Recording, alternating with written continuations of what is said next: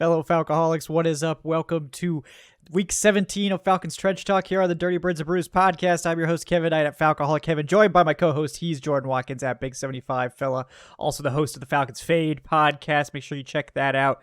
Jordan, it's an ugly game this week, and just a heads up, guys, we're not going to be having a Falcoholic Live, so this is kind of going to be our live show this week because I'm taking an early vacation because I just can't stand watching this team anymore. No, I'm just kidding. I had the vacation plan before I knew the team was going to be terrible, but it just happens to work out that way for me.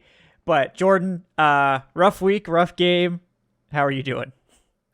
It's funny. You're pulling the D lead right from training camp where it's like we planned the trip already. The missus said I gotta go, so I gotta go. Yep. No, it's Wednesday when we're doing this. I'm all right, more so because I wore this hoodie.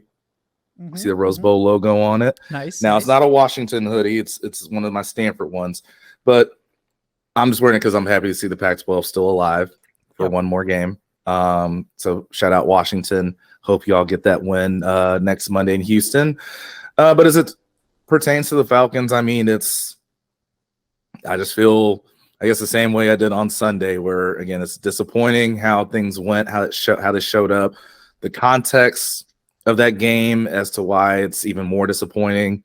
And now, I know we were talking about this in some of our groups, but a lot of people, whether it's on TV, newspapers, you name it, they're talking about some Arthur Smith job security stuff. So it's just kind of like I said, numb to it because I'm going to feel that way until something does or doesn't happen. Yeah, exactly. There's a lot of stuff out there. Well, we'll definitely talk about some of it.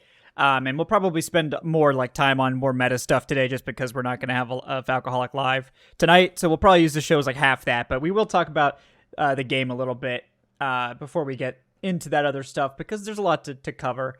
And technically the post game is probably going to be delayed too until after that. So we might not even have a chance to talk, Jordan, until Black Monday has already passed. So probably should get our takes out now, just for posterity, just in case we don't get. Yeah, I guess so.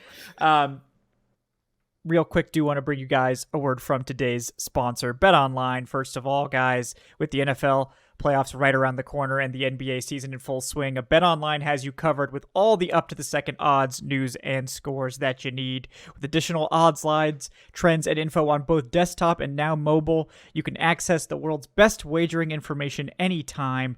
No matter what bets you want to do, again, I would shy away from the Falcons. That's always my advice. For the remaining one game that we're probably going to have a chance to do that. That's my recommendation. But no matter what you decide to bet on, guys, head to the website betonline.ag today to get in on the action and see all the updated odds. Just remember when you sign up to use our promo code BELIEVE, that's BLEAV, to receive your 50% welcome bonus on your first deposit. BetOnline, where the game starts. Just a really depressing game, and I don't think either of us want to linger on it too long, but a great game if you're a Justin Fields to the Falcons believer, because if this game didn't convince you that Justin Fields has untapped potential, I don't know what will. I mean, good day as a passer, hit some really just tremendous throws. I mean, some pinpoint accuracy type throws that were really impressive. Did run well, but they didn't need to overly rely on him. I mean, I think this is one of his less efficient running days. The Falcons, to their credit, did hold Justin Fields in check just enough to ruin my prize pick, I must note. But they couldn't contain Khalil Herbert, so it was a weird day where they could contain the quarterback run against probably the second best running quarterback in the league, but they couldn't stop the run game of the Bears, where Khalil Herbert went off for 124 yards. It's almost 7 yards a carry. And they couldn't really stop the pass either. I mean, it was just a brutal day defensively, so we'll start there. I mean, this was really the only game this year I feel like the defense just had a really bad day, top to bottom. And I mean, it doesn't mean that every player was like that. I mean, Calais Campbell had 6 pressures. I mean, just this man, I don't understand Calais Campbell. He's just one of one. He really is. But this is a day where the pass rush actually did get like over 20 pressures. They had 4 sacks, and it still felt like the Bears could do whatever they wanted. It was just a real rough watch. And especially in the run defense, too, which we've been able to rely on, but pretty much every single week also faltered. So, I mean, what was your sort of read on what went wrong for the defense this week? Yeah, it was interesting, and I'm actually surprised that they're credited with 20 pressures because again, I know we talked about it on the post-game show. We talked about it in the pre-game show where I said I'd be really intrigued to see what the rush plan is. And again, I said that because, there's some quarterbacks, like you played Gardner Minshew the week before, right? You can kind of lose some pass rush gap integrity against someone like Gardner Minshew and still be okay, right? And I say that because he's not a guy that's trying to scramble for yards, or he wants to be more in the pocket. So you can kind of lose some of that integrity and go after him and make things happen. Justin Fields, that's not a guy that you can do that with. And so you kind of saw it for the majority of the game, especially in that first half, where I know a lot of people were getting frustrated. It's like, we're not getting pressure. What are we doing? And the announcers, they so wrongly said, well, it's something to do with the cleats in the first step. It's like, no, it's not that. It's literally, they're just going to make sure if you have a traditional 4-man rush, your DNs are going to get to the back shoulder of the quarterback, and then your 2 tackles are going to push the pocket, right? Like that's the picture that you're trying to paint, and that's what they were trying to do. Now, the thing about it is, if you're doing that, again, part is because you want to keep a quarterback inside the pocket, but also you're thinking that you don't trust that quarterback to beat you from the pocket throwing the football, right? And one thing that can make that difficult is, well, if you're not truly rushing, that gives your secondary more time where they have to cover. And I saw there were a couple of times, especially in that first half, the Falcons got beat by that. So, it was one of those things where, to Ryan Nielsen's standpoint and point of view, like, I'm not mad at the idea, right? I think that, with Justin Fields and even coming into this game, he had been doing better and better of showing that growth of being being more efficient from the pocket. But still, I think everybody would agree, I'd rather you try to beat us doing that than beat us with your legs. So thing is, like, again, you got to give him credit. He continues to grow, continues to get better, and he showed it in the pocket in this game with some of the throws that he made, to your point. Now, in terms of the ground game, I think that is what was the most disappointing for me watching, because one of the themes I saw this too, and I get it. Khalil Herbert's pretty big back, right? But one of the themes that started popping up to me again that we hadn't talked about for a few weeks was missed tackles. Yeah. And he was just bouncing off of people. And, to see that pop up again, I thought was really disappointing and frustrating. I saw a lot of gap integrity that was being missed, especially not even just up front, but on the second level. Now, I don't know how much of that is because they were so frozen of, hey, is the quarterback going to keep this here? Right. I don't think that was really the case in a lot of the runs, but that was the run game, even more than the pass game, was what was really disappointing to me. But to your point, the whole Justin Fields to Atlanta thing, I feel like it's, depending on how you look at it, it was either a great Sunday for you or it was a bad Sunday for you, right? Whether you want Justin Fields or you want someone else that's in the going to be in the drafts, or even if you're someone that you don't want to see Arthur Smith in here get the chance to have a new quarterback, right? Like all the different, wherever your school of thought comes from, in that kind of depends, that kind of determines what you thought of Sunday. Yeah, may have hurt your opportunity to get Fields if you think that maybe he's played himself into the future with Chicago, and depends on what Chicago decides to do there. That price might have increased. Might have. We'll see what ends up working out there. Yeah, I think you really spelled it out. I think the name of this game was missed tackles. The fact it's at 14, which I think is it's an absurdly high number, obviously, but I mean, that was, I think, their highest. I think that was their second highest of the year. I think they had 16 in one other game, but no other game they've really come close at this point to the number of missed tackles. And it was all across. Pretty much everyone got in on the missed tackles. I mean, I think there were only a handful of players that didn't have a missed tackle.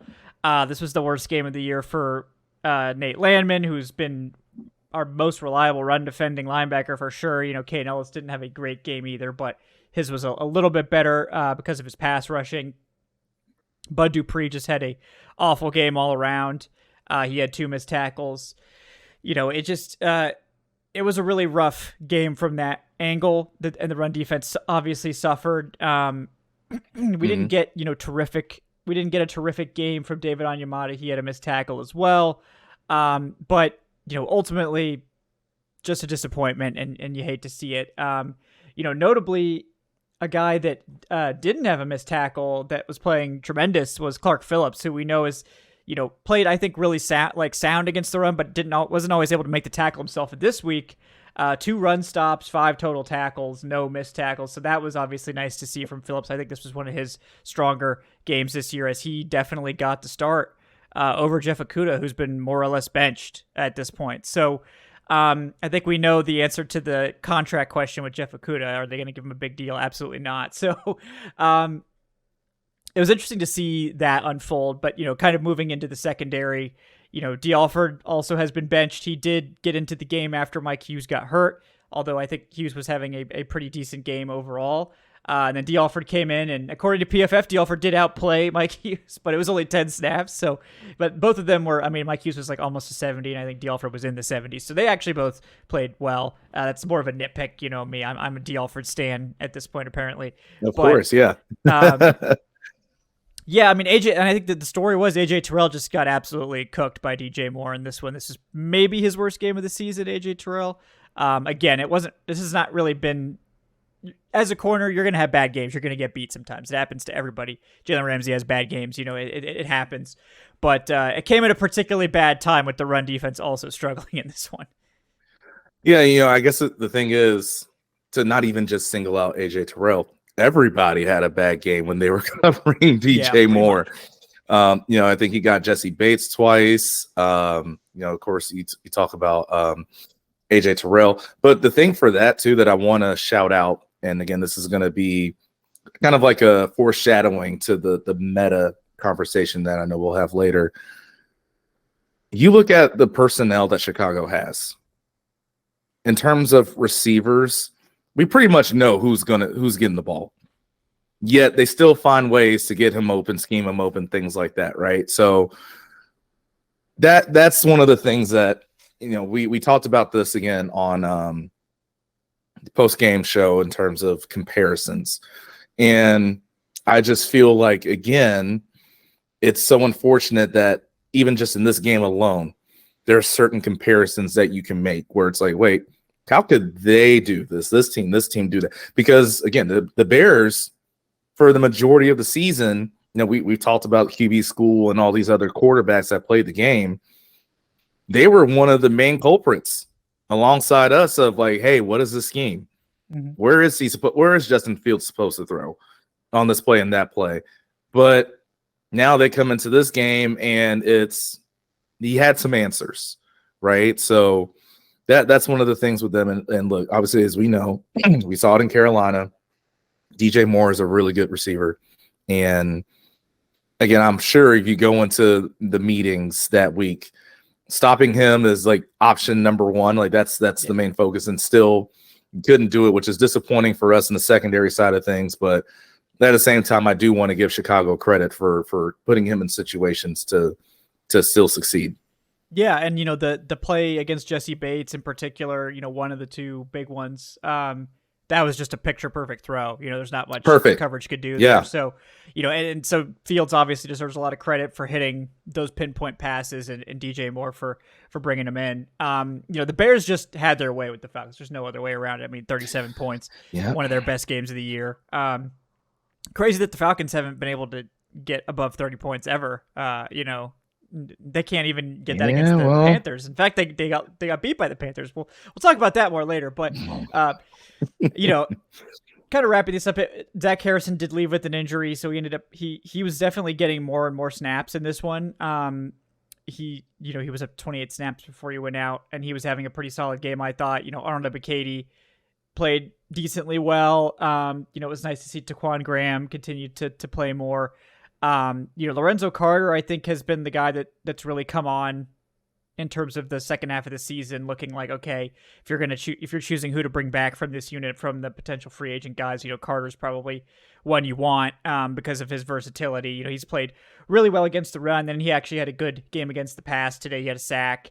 Has had more pressures of late. So I think Carter's definitely a guy that you would want back in that rotation. We'll obviously see if Calais Campbell is wanting to return next year. I mean, I certainly hope that he does because he's clearly got plenty left in the tank. Yeah, me too. I mean, I don't have any reservations whatsoever about that. But just a disappointing game top to bottom. But, you also have to think that the defense probably wouldn't have looked as bad if not for the 4 turnovers committed by the offense, and that's the other side of the coin. Is the Falcons offense just?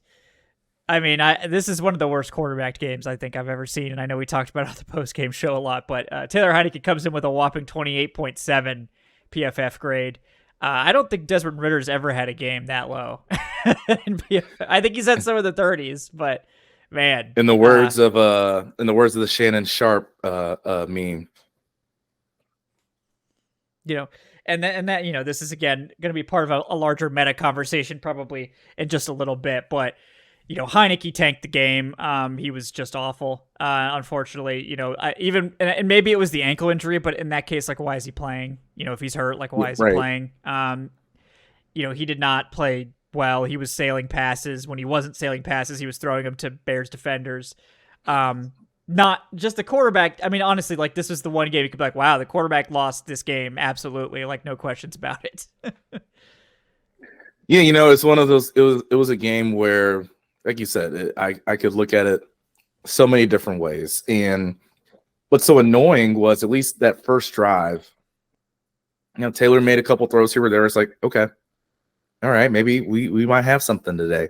And then after that it kind of just fell apart. And, I know there were a couple of times I talked on the broadcast where this person's open, that person's open, which is true. Now, again, I still haven't seen the full all 22 from the game, so I can't even begin to tell you, because, of course, I'm not a quarterback. Like, I have certain ideas of how progressions work, but not the best. I'd have to ask an actual quarterback of, hey, where is he supposed to read here, here, here? Like, is this a true miss? Like, you truly missed that guy, or no, you're not supposed to look there yet, right? So, but the thing for me is just even when that wasn't the case. So we talk about, I know I've been a big proponent and talk about the Falcons in cover 2 and how they don't put hands on people at the line, right? Well, one of the picks that Heinicke threw was cover 2, where, look, you got to know, if that corner doesn't feel a threat underneath in the flat, he's going to get depth.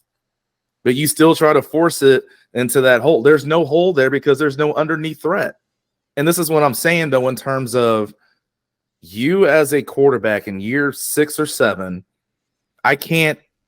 you can't be making the same mistakes that Desmond Ridder makes in terms of seeing the field when he's in year 2. That's impossible.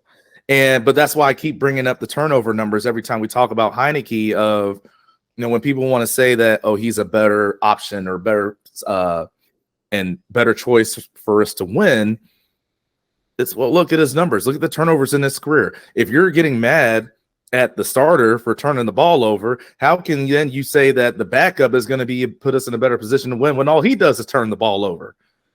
That's what's choice, backups. Yeah. Now in right, it's literally it's the Spider-Man meme. Like, they're pointing at each other in that case. Yeah. So that, like, I get it.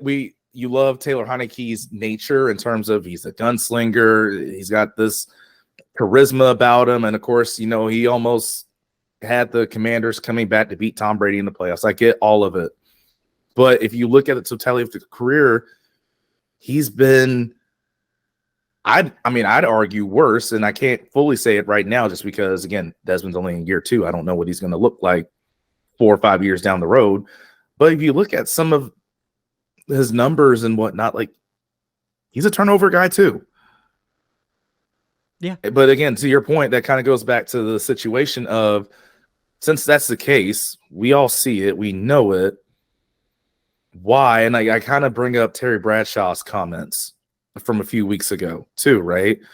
Of, remember you did say you being Arthur Smith, Desmond Ritter's going to be the guy the rest of the year, and then you bench him, and probably because you felt some heat coming from upstairs. Well, this is what you turn to. So trust me, it does look bad on Taylor Heinicke because he's the player, or he's on the field. That don't do no favors for you either, bro. Yeah, exactly. And it was just really sad. It was just honestly, it was just comical at a certain point where it was just like the ball was just like so far off from the players. It was like, oh, okay, I guess we're doing this. And then Ritter came in and hit a few passes, and then promptly also threw an interception. So I know he was contacted on the interception. So it's not necessarily as egregious as it may have looked live, but it still wasn't. I don't think it was the best decision about where to go with the ball, even if it had been a perfect pass. But it is what it is. I'll give him a slight pass for that. But that just again in this game, like nothing really works. The game plan didn't really make a lot of sense. This was a big like, oh, we need to just throw the ball to Bijan and the running backs as much as possible game, because the Bears notably were the worst team in the NFL, or one of the worst teams in the NFL at defending the running back pass. Those linebackers really struggle with those running backs, and Bijan had 3 catches for like 11 yards. Algier did have 1 for 75, but still, that's like, so we're 4 catches to running backs in this game. It's just a bizarre game plan when the Bears secondary is strong. That the Falcons outside of Drake London don't necessarily have a great passing game. The wide receivers are really nothing to write home about. We know they're not going to throw to the tight end. They're not going to throw it to Kyle Pitts. Maybe they'll throw a screen to Johnny Smith. So, this was an obvious place to throw the ball to Bijan Robinson. They really didn't do it. So the game plan there didn't make a lot of sense.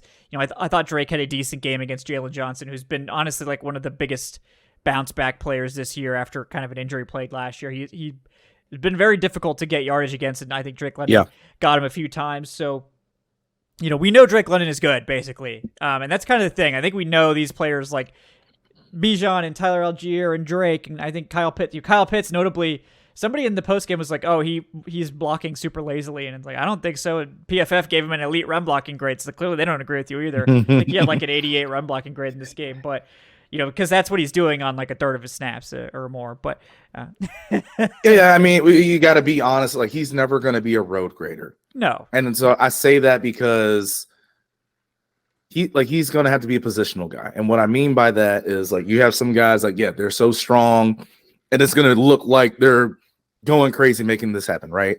That's not who he is. That's not his build. He's going to have to be more of, hey, if we're running outside here, you got to do a good job of using your quickness, using your speed, flip your hips so you can trap and pin that D end inside, right? That's kind of guy that he's going to have to be. But at the same time, I also feel like you won't, because it doesn't look as imposing, I guess is the way to put it. Yeah, it might look a little different in terms of, the effort side of it, right? Like, for example, and I know I use San Francisco references all the time. Well, shocker, they're right down the street for me. George Kittle, like when George Kittle blocks, it looks like he's blocking hard because that's a strong dude, right? Like mauling dudes down the field.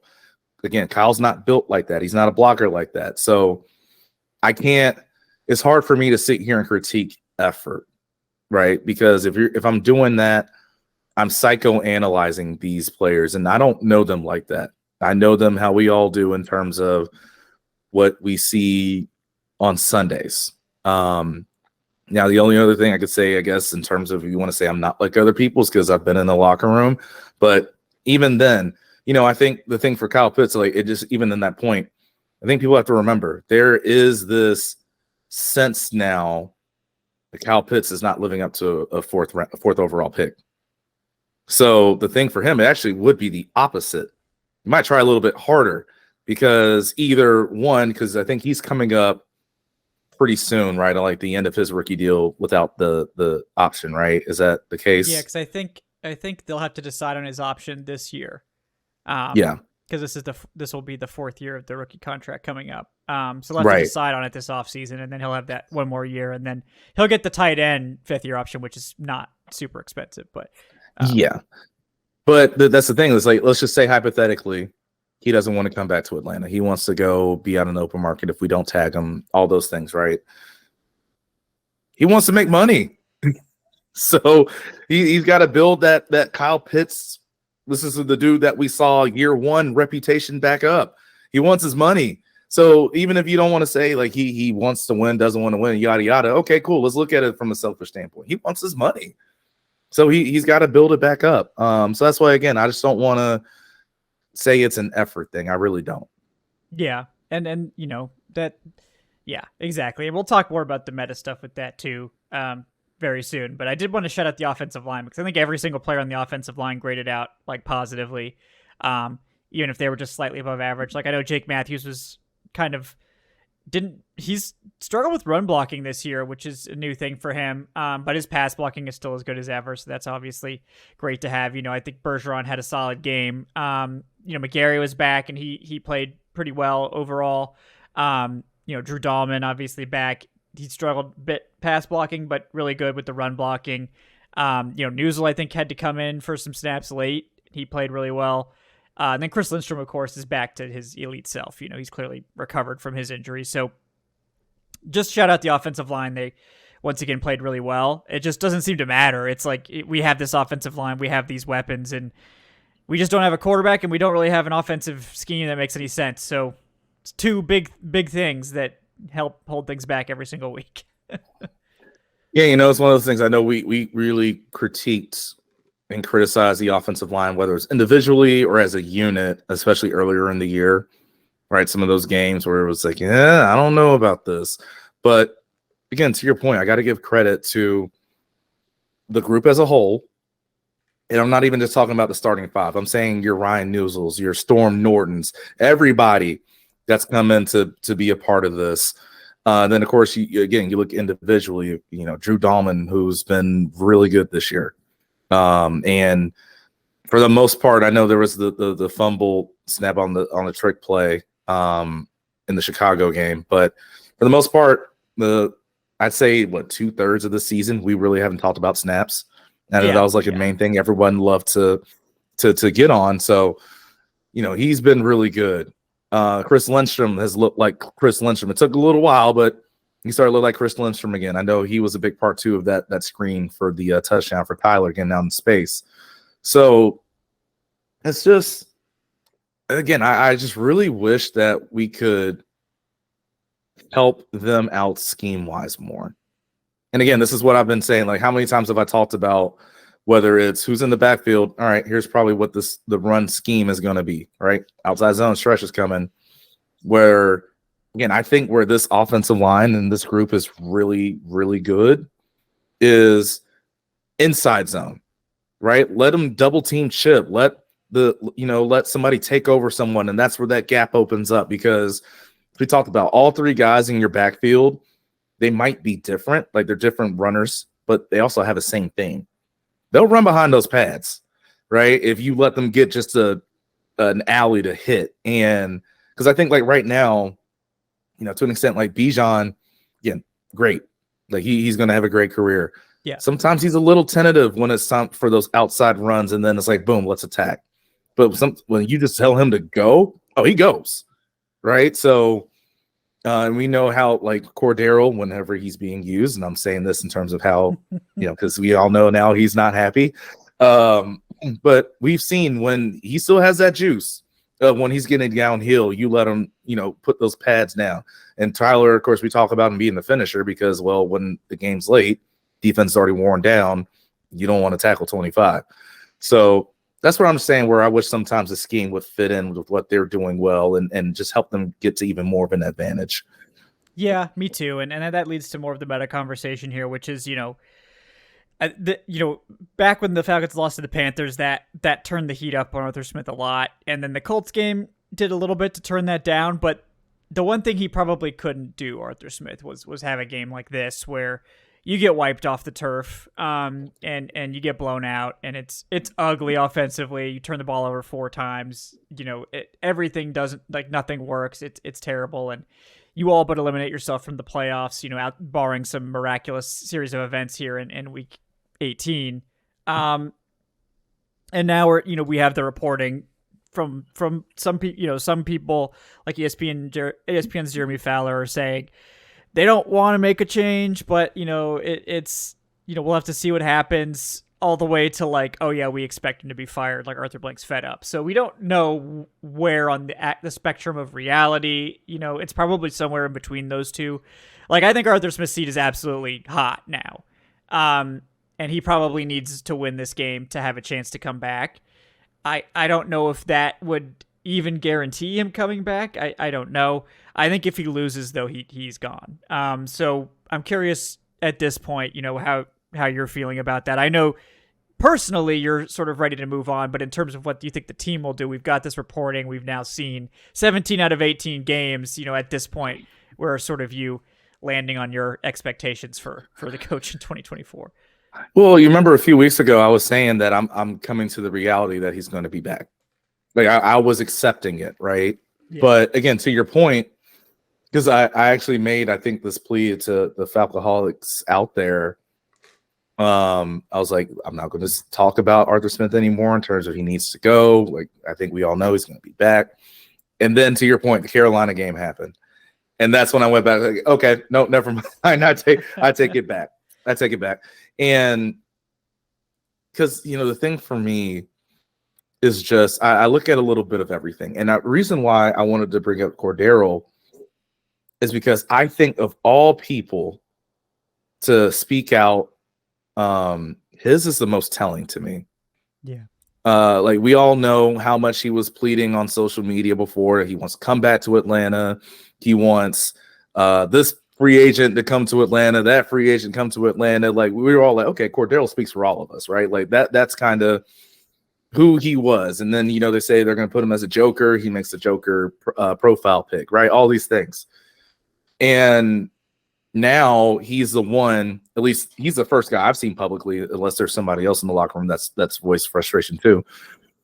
He's the first one I've seen like vocalize frustrations, right? And because again, there's one thing to retweet, yada yada, but then when someone else like, looks like Cordero's not happy, and he's like, why should I be happy? Where it's just like, okay, that's something, So yeah, that's the thing for me. And in terms of, again, as I see it, it seems like Cordero is one of those guys of like a leader in the locker room. Yeah. So it just makes me wonder. I'm not saying that it automatically means it. I just wonder if one of your leaders is speaking out like this, what do some of the other people think? Right. And again, it's whether not necessarily locker rooms as I was in, but I've heard from other people in other locker rooms, and that was kind of the same sentiment that they would give of like, oh yeah, if you're hearing it from that person, other people are thinking it too. Yeah. Or they just don't have the platform. They don't feel like they have the clout yet to say it, or speak in a certain manner or context. So that's why, like, again, that's just really telling to me, because it's one thing if you're just winning, you're not winning as much as you want to, but if you are actually starting to have active contempt in that locker room, that's a whole different problem, where I think it only escalates the whole need to have a change.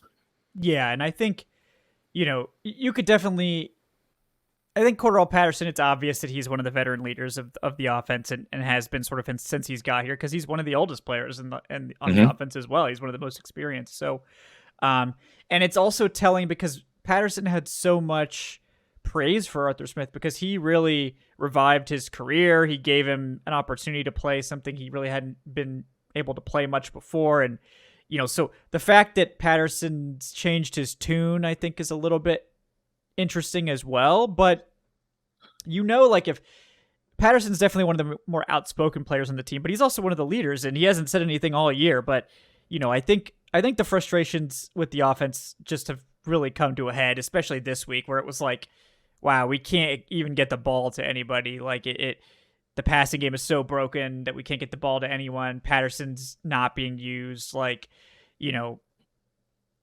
it's just starting to really come into focus. And like, you wouldn't expect most of these guys, these other leaders, to say anything. Like Jake Matthews would never say anything. That's just sort of who he is. He's a team player 100%. But you could tell, like Drake London, he's only a second-year player, but he's definitely one of the top guys on this offense. You can tell he commands respect, and you could see the frustration from him. Oh yeah, and you've been. And it's been weeks in the making too. Yes. Yeah. where he just, you can tell that he's not happy with what's going on. And I don't know if it's like he doesn't like the offense, he doesn't like the quarterbacks, he doesn't like how the quarterbacks have been handled. I mean, it's just speculation at this point, but the cracks are definitely showing, and especially after a game like that, you're more likely to hear stuff. But it just seems like there's nothing to hang your hat on anymore. The players seem disgruntled.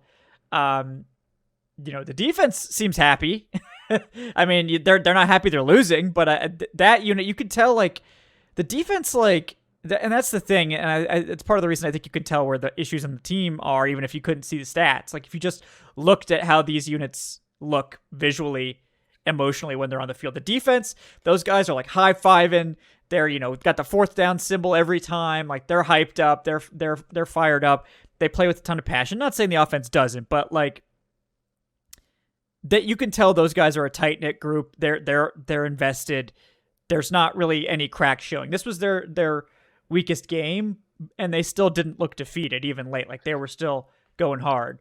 And I think the offense, you can see, it's not the same. And I'm not saying that there's a lack of effort on the offense or anything like that. It's just, it doesn't look like the defense does. The defense, you could tell, one unit I think has confidence and the other doesn't, and that I think is a real sign of what's going on here. Well, it's hard to be fired up. We don't have much to be fired up about. Yeah, and that's kind of the thing. But also, I think because of the uncertainty and changes that have gone on, that might play a part in it too. Like, look, say what you want about Desmond Ridder, the quarterback. I'm speaking right now about Desmond Ridder, the teammate. Yeah, you can tell that team loves Desmond Ridder. Right, like, even you go back, what game was it? I think the Tampa game. So he goes down, he gets a rushing touchdown. We go ahead. Now it's like, okay, defense, let's get the stop. We win the game. And we don't. But whenever Desmond scores, you see how quickly everyone is to go celebrate. Like Drake, obviously, we know the connection and rapport between Drake and Ridder. Like, that's no surprise. But you can just tell, like, this team rallies around him. And I'm not saying this to say that they don't rally around Taylor Heinicke either. That's not my point. What I'm saying is,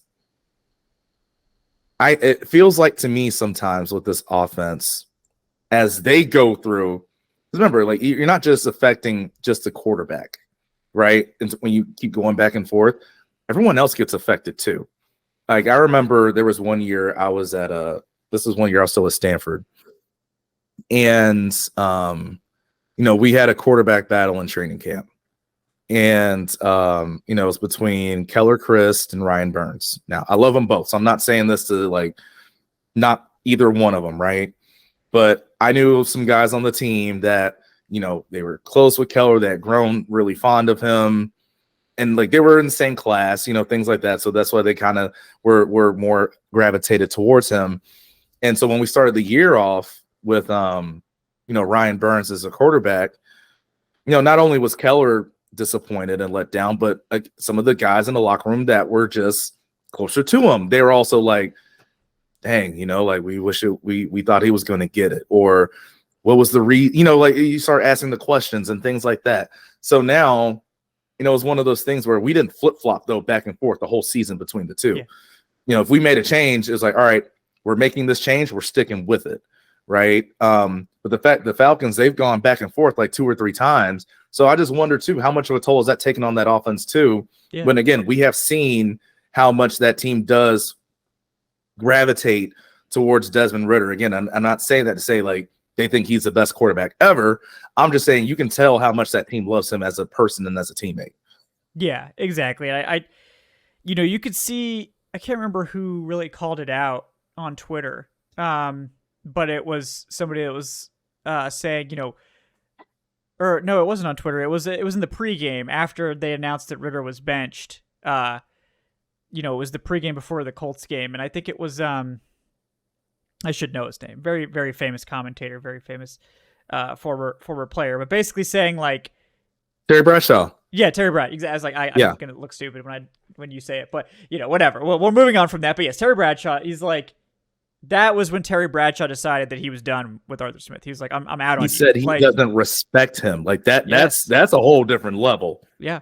And if Terry Bradshaw is saying it on live TV, like before the game. It's quite a statement, first of all, but I just find myself like agreeing with him. Like, yeah, I mean, I think it's kind of the same thing, and you have to imagine the Falcons players feel similarly. Like you said, Ritter is our starter the rest of the way, and then the second your job security came into question, you yoinked him to serve you, not the team. And like the other side of that coin is that it's clear that Heinicke's not really a better option than Ritter. So it's like you didn't really gain anything from that. And that was what I said at the time. I was like, look, Arthur Smith is doing this because he's desperate, but if this doesn't work, this hurts him more than it helps him, like unquestionably, because now you've robbed your young quarterback of even more experience. Like I think we're all pretty confident he's not the starter going forward, but getting those reps for him to be your long-term backup still valuable. You know, and maybe there's a chance that Ritter continues to develop and you see something else that gives you more confidence going forward. Whatever. Heinicke is a one-year rental at this point. He's clearly not shown enough that you're paying him big money next year to be your backup. Like, even if Arthur Smith is back, you're not going back to Heinicke next year. He's ruined his opportunity here in Atlanta for sure. And just money-wise. Oh, yeah. No, the money, he was always going to have to play well to get that second year. Yeah, exactly. And that has obviously not happened, but you know, I think you lose a lot of respect from the players when you make a move like that. And it's like you didn't need to make a public statement like that in support of Ritter, but you did, and then you went back on it. And that's probably what's rubbing people the wrong way, is that you committed to Ritter, and then you went back on it again after you bent. And so he's like, oh, we're not playing quarterback musical chairs. Well, I mean, you are. Like, you are playing quarterback musical chairs. So that, like, maybe you don't think that because maybe you're just desperate, which is the only thing I could think of at this point. But it's been handled really poorly. And when you handle quarterback that poorly, that typically means you're getting fired. I mean, that's the one position you can't botch, the one you can't mess around with. And it's honestly incredible that the Falcons did so little at the position. And I think it showed that Arthur Blank was like, look, you can do this your way. I'm going to try not to interfere, Watson saga notwithstanding, but, didn't seem like he put too much pressure on Fontenot and Smith to get a quarterback, and seemed like, okay, if you guys want to go with Ritter, I'll trust you. And obviously that was the wrong decision, but it's like, now, like, you're expecting the owner to give you a year to find a quarterback when you tried to make it seem like it wasn't important. I just don't see it. Like, personally, I don't see how you can do that. It's so tricky because it's a good thing you brought up, Arthur Blank's involvement in this, because one of the things, if there is a reason, again, outside of the FedEx money, I know we talked about that before. If there is a reason I could see where Arthur Smith comes back, it is because Arthur Blank got involved, right? Like, again, the whole, as everyone knows, we know how much Arthur Blank thought of Deshaun Watson. He was a ball boy, with the Falcons in years past, all these things, right? Of course, you do that, you then piss off Matt Ryan. Matt Ryan wants to leave. Like, who knows? Like, and I'm not saying, well, I mean, let's look at it this way. Who knows what Desmond Ridder might look like if he's learning under Matt Ryan for now a year and a half and almost 2 years versus Dave Ragone. Like, because I mean, I still don't know. I still don't know the hierarchy of this offense and the staff on that side. So who really is the person that's teaching the quarterbacks? And trust me, if you had the chance and an option to learn from who I think is a Hall of Fame quarterback versus what we have now, I think we all know what we would pick. So that there might be a sense of guilt in that. I hope not, because I still fully believe that no matter who the quarterback is, like, he'll look better. Maybe you don't have as many turnovers. Like, I'll give you that. But I think there's still so many questions about the scheme. And again, this isn't even just coming from me, not from you or any fans out there. Again, this has come from people who have played that position at the NFL level and at a high level. They've been the ones saying the same stuff.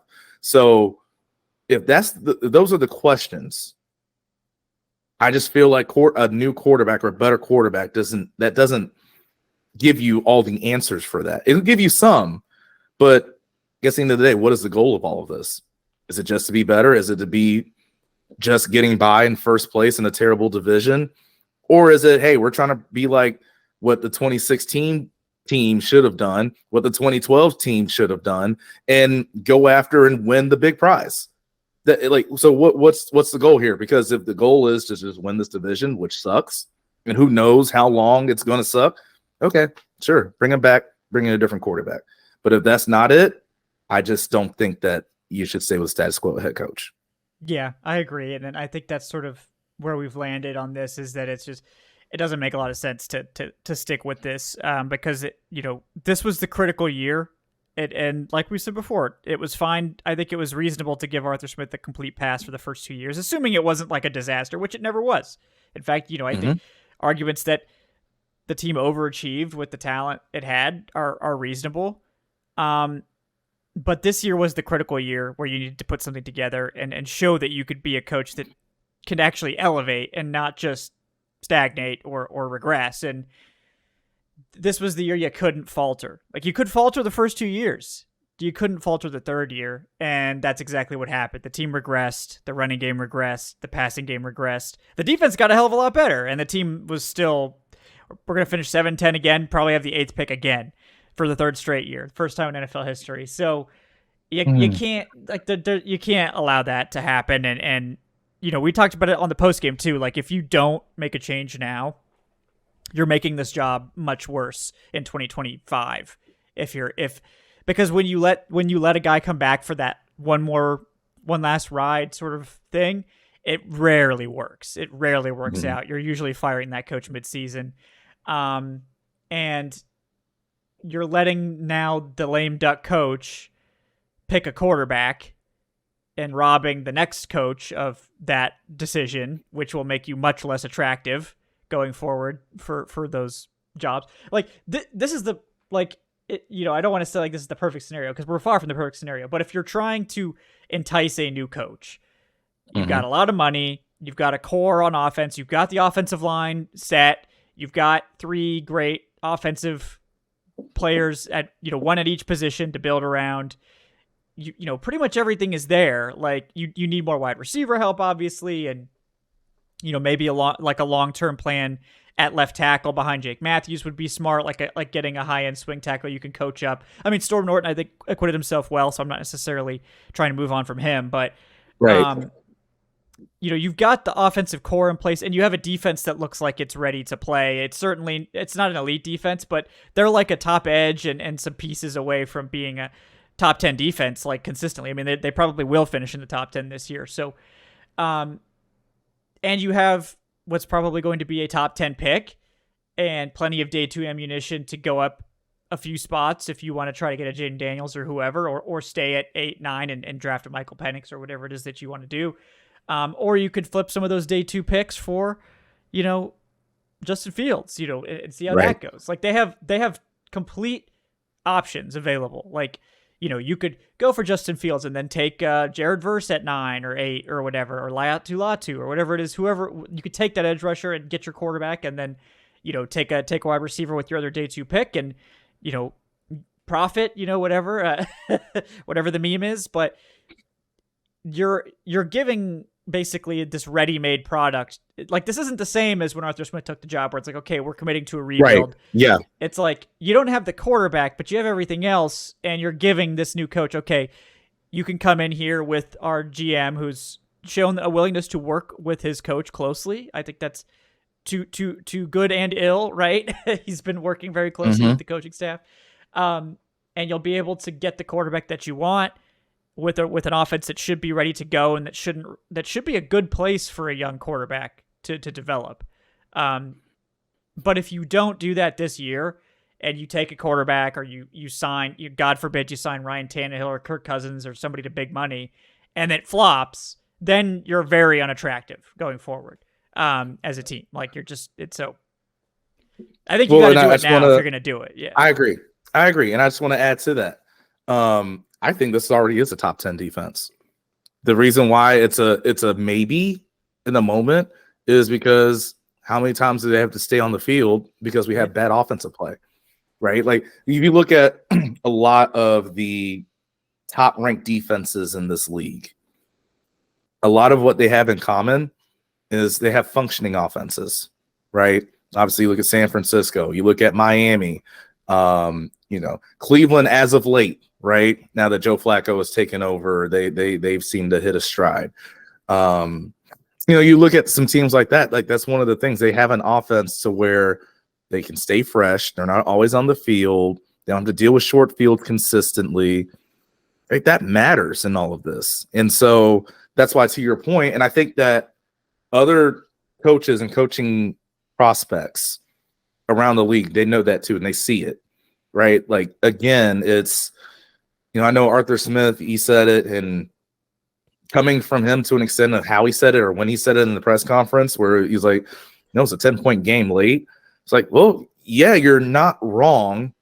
But at the same time, it wasn't a 10-point game late because of what you were doing on offense. It's because the defense kept you in there.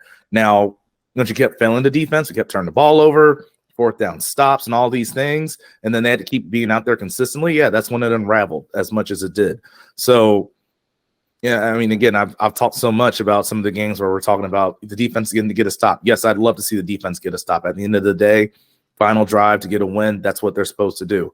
I also understand that, again, if you keep putting them out there consistently as much as we do, by the time you need them to get a stop, they're gassed.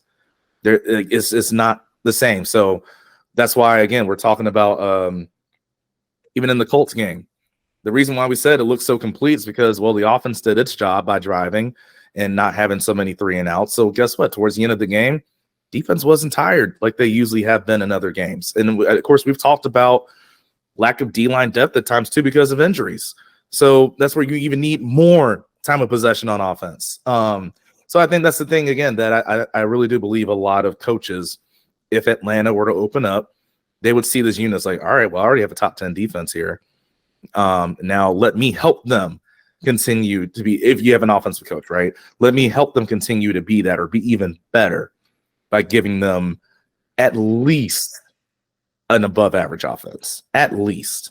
Yeah, exactly. And I think the opportunity for like a crazy turnaround, like a very fast turnaround on offense is high because again, all the pieces are here. And if you get a good quarterback in here, I think you can have that. And I think that's a very enticing situation because then instead of starting off from a negative, like Arthur Smith had to do, where you're just trying to get through a couple of rebuilding years and then get something going, you're starting off from a situation where it's like, oh, the previous coach like misused all this talent. So if you just come out and you have a great first year, then you're really set up to have a much stronger first year than Arthur Smith did.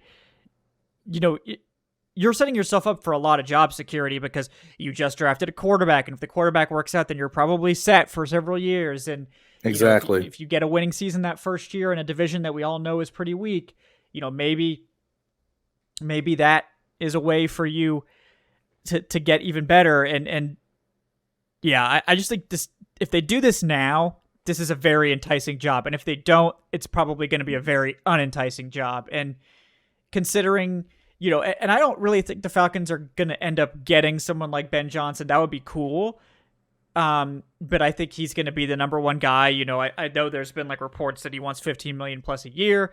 I don't really think the contract matters to Blank. I think he'll pay whatever it takes to get the coach that he wants. I also wonder if this is like Fontenot's show now, where it's like, okay, Fontenot, you make the call. You're getting the keys, which I think is smart. Like, I think he's earned it at this point. But whoever it is, I mean, I'm going on record saying I think it's gonna be Joe Brady. Because which would make sense. Yeah, because I think they already have a connection. I think Joe Brady was done dirty. I think if he wasn't done dirty by the Panthers to such an extent, I think he'd probably be a head coach now, or would have at least gotten more interviews. But I think he's that type of like sort of quiet, not top, because the Falcons don't usually get that top name coach. They never really have. They've always gotten one of those like, he's in the like mix of the top coaches, but not necessarily the one you expect.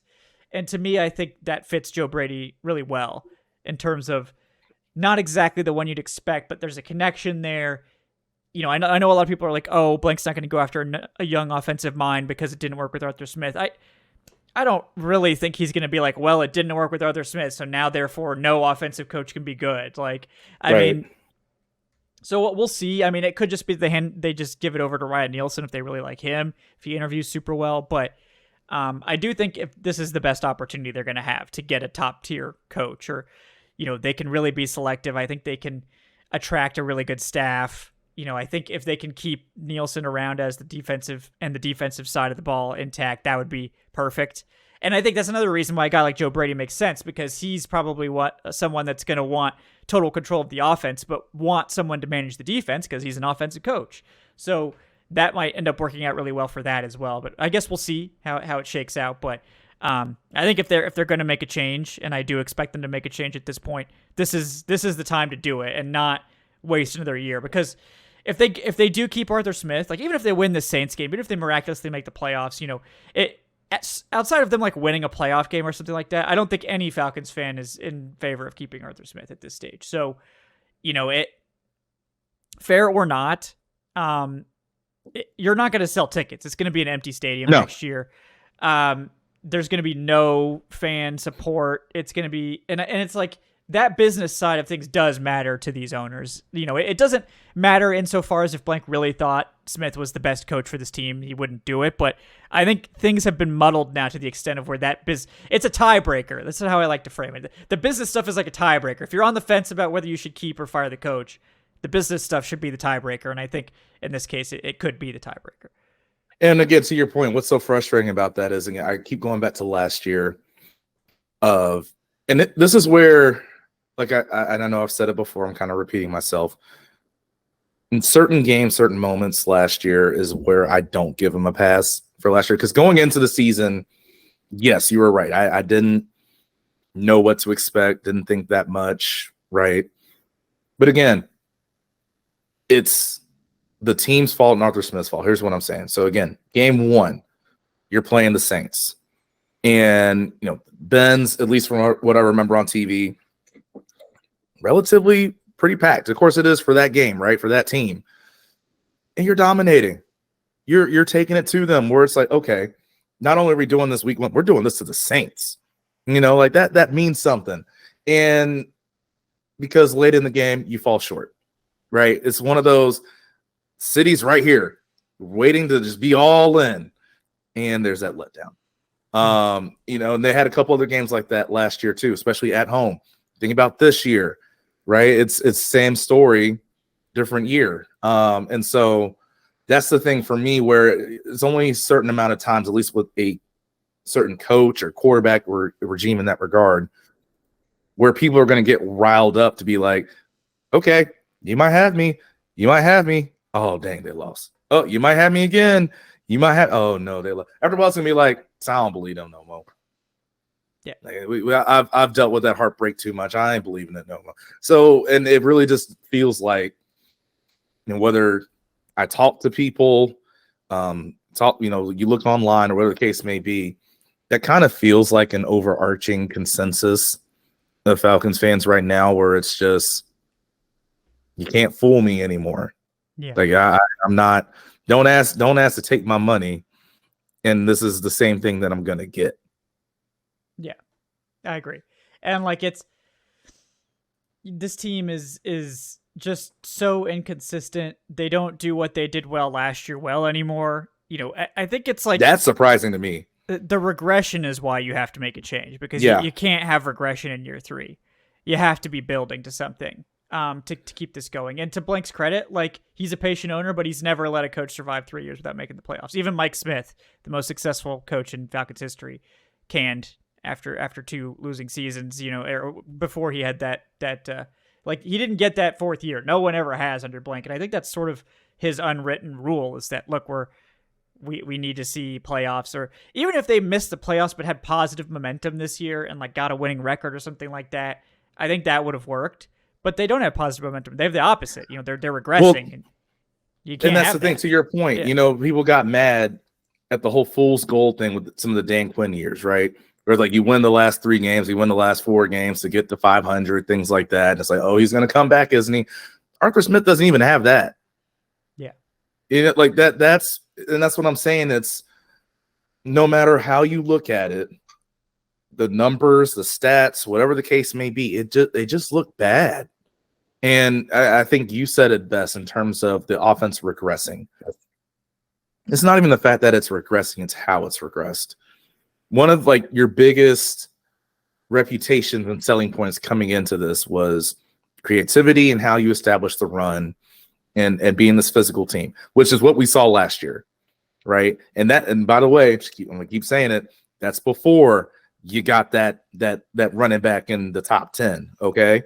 So now all of a sudden, here you are this year, and your running attack is worse. Yep. And you got that prize pick that you wanted. You got a second round guard who looks like he's going to be pretty good. That's another part. Remember, we had a kind of like a revolving door at left guard last year. We didn't know who was going to be there. We didn't know who was going to be there coming into this year. So, and look, and I cannot, and I will not say that Matthew Bergeron is the only reason why this rushing attack has gotten as bad as it did. That'd be stupid. He's not any worse than I would argue he's better than who they had at left guard for that's most parts of last season. That's what I'm saying. So that's why I'm just like, guess what that goes back to? Like you can't blame a quarterback for a bad rushing attack. Like that's not on them. So that, like, just to your point, and again, I'll just keep saying it because look, even when say, well, quarterback play, they had Marcus Mariota starting last year. So let's not act like it's a complete revelation of how bad all of a sudden quarterback play is here. If you want to go the year before that, because sometimes I know people say, well, Mariota's more of a rushing threat. All right, well, they had Matt Ryan the first year. Like, what rushing threat is Matt Ryan, especially when he was 37 or however old he was? And even with that, like, how many times have I said I'd love to see Desmond Ridder have his legs being used more in the open field? So again, that's not his fault. That goes up top. Like, I would love to see it. He might not be as straight line fast as Mariota. And I said because I've been on the field with Marcus Mariota. The dude's pretty damn fast. But Ritter's fast enough where you can use his legs in the open field to create more opportunities, and they never did that. Yeah, they use it occasionally, and it did work, especially in the red zone if he's not fumbling the ball. But yeah, I mean they use it in the red zone, and they would use it on 4th and 1s. Yeah, that was pretty much the only case. And so guess what the defense knows is about to happen. Yeah, exactly. Oh man, well, it's been a rough one, and like I said, guys, we're no live show tonight just because I'm getting ready for my vacation, and we will have a game preview coming out for you guys for this Saints game, but then we'll be back to do a post game show sometime next week when I get settled to wrap up probably what's going to be a busy week, I imagine, for the Falcons, and then we'll be off and running with our off-season schedule. But we do appreciate everyone for hanging out all season here on the Dirty Birds and Brews podcast. It's been fun at times. It's been miserable at times, but I've really enjoyed having Jordan on the show. I'm looking forward to more, guys. He is Jordan Watkins at Big 75 Fella, host of the Falcons Fade podcast as well. Jordan, anything else you'd like to let the people know about? Let's just beat the Saints. I know, like you might want Arthur. We always want to. We can talk about if we want Arthur Smith fired, should he be fired or not, and how that game might impact things. I don't care. I don't want to lose to the Saints. I can't make myself do it. So let's just beat them, please. I love to say we swept them. If we sweep them, and again, if you're on this train too, and Arthur Smith gets fired, what a joyous, like, is that not a perfect Sunday? I mean, I'll never argue against beating the Saints ever. They're always can't do it. I don't care. F them picks. Give me the Saints give me the Saints dub every time. So we'll obviously see how that turns out, guys. I'm Kevin, IF Alcoholic Kevin. Thanks for watching. Please like, subscribe if you haven't done so already on YouTube. If you're listening to the podcast audio, leave that 5-star review on your platform of choice. We will be back, like I said, for the preview, and then we'll be back next week for the post-game season recap type stuff. Or we'll be previewing the upcoming playoff game, because that's technically still in the cards, potentially. It's very low chance, but I won't. We can't rule it out yet, so we'll leave that door open slightly. It's just cracked just a little bit. You could put like a credit card through it, but that's about where we are right now with that. But thank you guys for hanging out with us all season. We'll be back for plenty of off-season content as well. And I'll be at the Senior Bowl. I just booked my flight and hotel today, actually. So for the Senior Bowl. So, and then we got it. I know we're gonna have Bo Nix there. Supposedly Jaden Daniels is gonna be there. we'll see if they can get Penix as well. I know they want to. So it could be a very spicy quarterback group at the Senior Bowl, and we know the Falcons are going to be watching, so I will be watching them closely as well. But guys, thank you so much for joining us. We will be back later this week and then next week, and appreciate Jordan's contributions this year so much. It's been a lot of fun. Looking forward to more, and beat them Saints. That's all I could say there. Please. The show, of course, was brought to you by BetOnline as well. Thank you guys so much for hanging out. We'll see you next time on Dirty Birds and Brews. Have a great day. Have a great weekend, folks.